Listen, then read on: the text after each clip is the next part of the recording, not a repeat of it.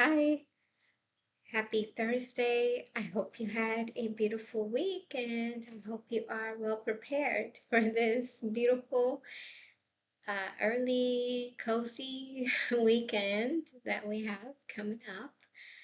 Uh, but the topic to dare to be rare is a topic that's really been on my mind for some time, and it's really a topic that I feel is so essential and so important. What does it mean to dare to be rare? To dare is to act with intention, to choose action despite any type of uncertainty, so that you can really become who you are naturally and inherently supposed to be. And when you do that, you're setting yourself apart from everyone else in this world. Rare isn't just about being different, but it's about being exceptionally true to yourself so that you can become who you're supposed to be. It's what symbolizes authenticity in a world that pressures and focuses on what is really socially accepted. When you dare to be rare, you set an example for others to do the same, where others feel inspired to step into and live and walk through their uniqueness. Why is it important to dare to be rare? Because you're not just living who you naturally are, but you are going against really societal expectations, stereotypes, or pressures to do the same. In our society, many people face a lot of pressure just trying to be like everyone else. All of us really and naturally want to feel loved and accepted exactly how we are, where we never have to feel like we need to be this or do this to be accepted. There's always going to be differences when it comes to people. No one is ever exactly alike. Maybe similarities, maybe they might look alike, but no one is ever exactly alike. One may dress alike, or facial features and body parts and all of that could be the same, but we are very and vastly different from one another. In this age of social media, some may find, the pressure to be able to engage in all of these countless nonsense and the pressure to pose half naked and the pressure to show off expensive cars and money, jewelry. Social media is really somehow designed to measure up to these worldly, materialistic standards. Because if you don't, in many people's eyes, you just won't be able to be accepted by the mass. It's it's important to be yourself, especially during this technology era, because God will never help you to become like everyone else.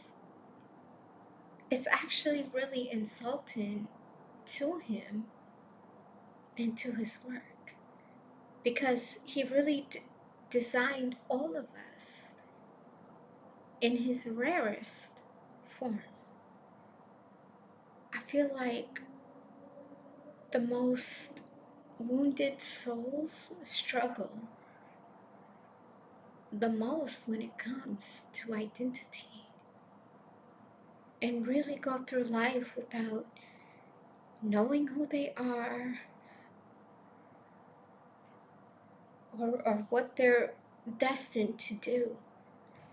When you operate from a place of wound or pain, you may feel like hiding your true feelings or having maybe this wall up, which is ultimately going to lead you to hesitate in expressing who you truly are. When someone is in a vulnerable place, they might pretend to be or have it all, together, just so others could or wouldn't view them as being weak. But when you do this, you aren't presenting a real representation of who you truly are. Anytime you feel the need to alter your personality, just try and be what we think others want us to be, instead of feeling free to be our true and rare self. That happens too much, and that's really bad. I remember after college when I had my first, professional job. Um, it was in corporate America, and I didn't know exactly what to expect. I thought I just had to do my work and just go home, really. Um, but there was so much more centered into corporate America structure and culture that I wasn't really aware of.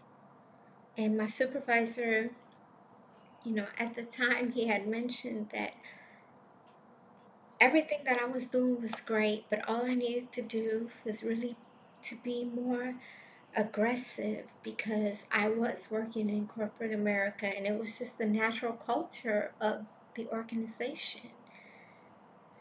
Well, that for me was very difficult. I just, you know, don't naturally operate in that way.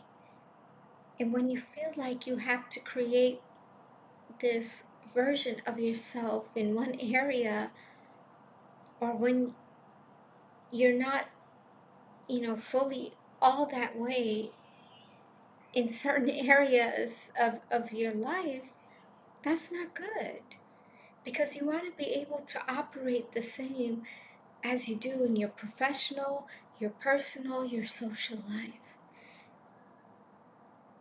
Yes, all created in God's image, and that we all need to make improvements and create a version of ourselves in a certain area of life, especially as we're growing. But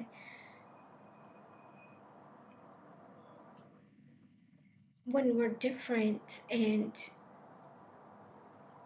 when you know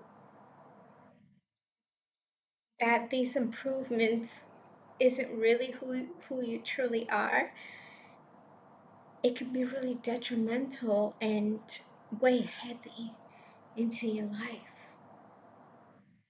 And also being grown up, as a natural introvert, and literally everybody that I knew just wasn't. That was hard. Friends, that I was around, they would always say, I love you, but you are so boring. Or that they always felt like I was wasting my life or wasting my time. But I was just in my most natural state, and they couldn't understand that. And even your friends, and in some cases your family, they'll try to create you to be the person that they think you should be, or uh, you know um, mold you into what society should place you as they envision you. Never compare yourself. Compare what you believe with God's word, and never with others. God created us to live out our identity, not to compare it. To dare to be rare is not just a cute phrase, it's a mindset, a courageous, conscious decision to fully and honestly and boldly live in a world that really wants us all to be the same. And so I encourage you to dare to be rare. Try returning to your true natural essence before the world told you who you should be. What you dare to become today can inspire decades and generations of a lifetime. Legacy is never built on blending in, it's built by standing out. And being yourself isn't, and usually isn't, loud, noisy, flashy, or glamorous.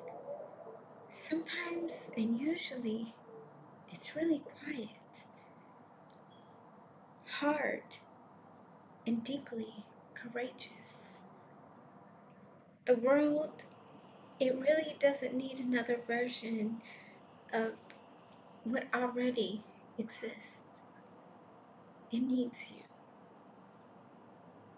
Honor the rarest thing that you'll ever carry, your one in a kind self. And I hope you have a beautiful and blessed, cozy weekend ahead.